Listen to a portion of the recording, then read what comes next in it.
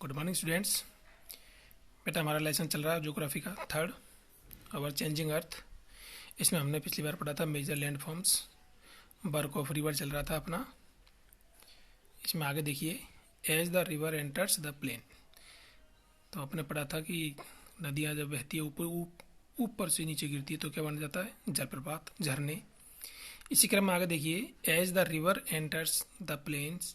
जैसे ही नदी कहाँ पर आती है? प्लेन यानी मैदानी भागों में। तो मैदानों में जब नदियाँ प्रवेश करती है, इट ट्विस्ट, तो ये क्या थोड़ी सी मुड़ने लगती है, जैसे ढाल होते हैं उधर मुड़ जाती है। And turns forming large bands, और बड़े बड़े मोड़, ठीक है, इनमें घुमाव होने लग जाते हैं, बैंड्स यानी मोड़।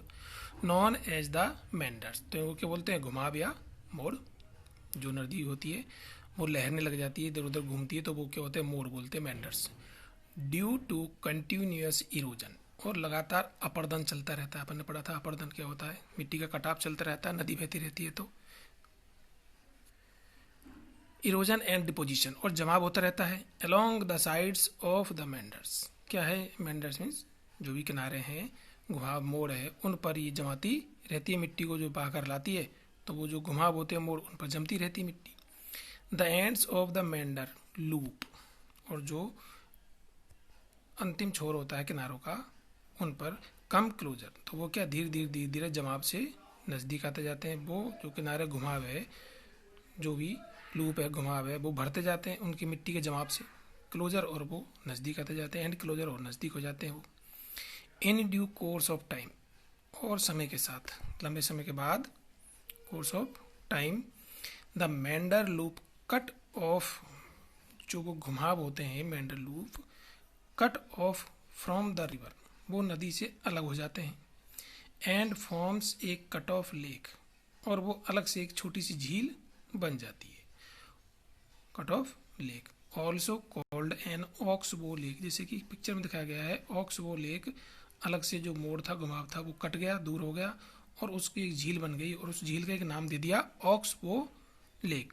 मतलब एक तरह से बैल के सींग जैसी होती है ना, बो यानी मीन्स होता है धनुषाकार, तो उसके जैसी वो झील बन जाती है, जैसा कि चित्र में दिखाया गया oxbow lake. At times the river overflow, और जब कभी कभी नदियों में ज़्यादा पानी आ जाता है, ओवरफ्लो यानी नदियाँ भर जाती है बरसात के कारण, तेज बरसात के कारण, इट्स बैंक्स, और उसके किनारे भर जाते हैं।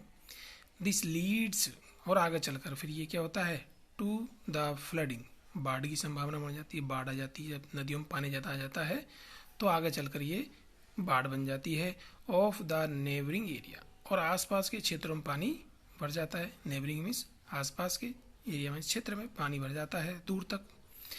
एज इट फ्लड्स, और जब बाढ़ आती है तो it deposits layers of fine soil, तो तेज पानी आता है बहुत ज़्यादा, उसके साथ बारीक मिट्टी आती है, महीन, और उसकी कई मोटी जो होती है परत, वो जम जाती है। डिपोजिट्स यानी जमा कर देती है, लेयर्स यानी परत, ऑफ फाइन सॉइल, बारीक मिट्टी की। एंड अदर मटेरियल्स, और दूसरे कई पदार्थ भी आते हैं बहकर नदियों के साथ, जैसे हम पिछली बार पढ़ चुके। कॉल्ड सेडिमेंट्स, क्या बोलते हैं उनको? अवसाद, ठीक है, या तलछट, जो नदियों के द्वारा बहाकर लाए जाते हैं। इसके बारे में हम पहले अध्ययन कर चुके हैं। अलॉन्ग इट्स बैंक्स, और वो नदियों के किनारे पर जमते रहते हैं, ठीक है, नदियों के किनारे पर जमते रहते हैं।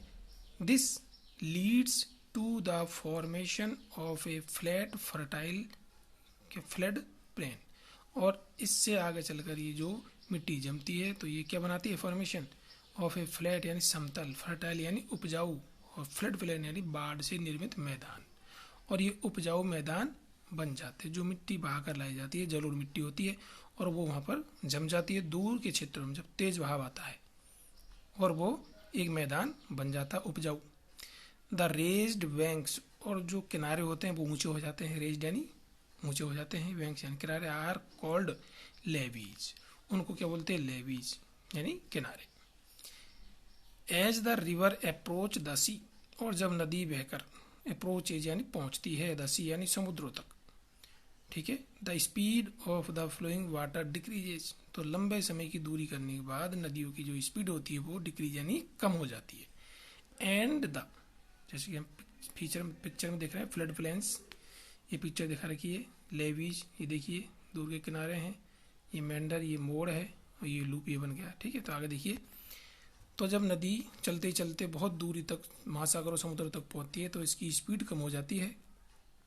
ठीक है, ये देखिए इधर, river begins to break up, और फिर नदी टूटने लग जाती है, मतलब उसके एक नदी से कई नदियों में ब्रेक हो जाती है, वो कई हिस्से बन जाते हैं। जैसे कि पिक्चर में दिखा रखा है, break up into a number of streams, कई धाराएं बन जाती है, एक मेन धारा में से, एक मेन नदी में से कई नदियां बन जाती है ढाल के अनुसार, जैसे भी ढाल होगा जमीन का।